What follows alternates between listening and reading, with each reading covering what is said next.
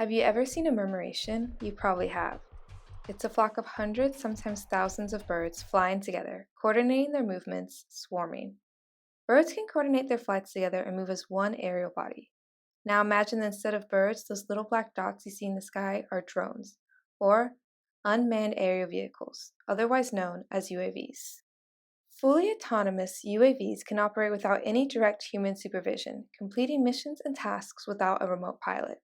Instead, they rely completely on AI programming. Drone swarms are groups of UAVs with the ability to carry out swarm tactics autonomously.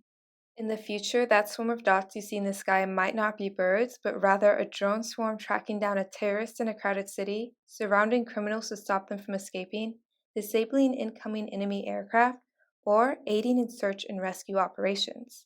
By combining the ever advancing technology of artificial intelligence with UAVs, drone swarms could become a powerful force.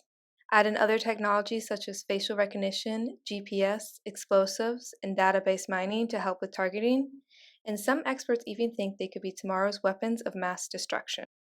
Currently, countries such as the United States, Russia, and China are developing drone swarms for military use.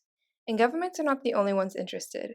Cheap individual units and accessible AI could mean that future criminals, terrorists, and proxy armies use drone swarms to go after enemies too.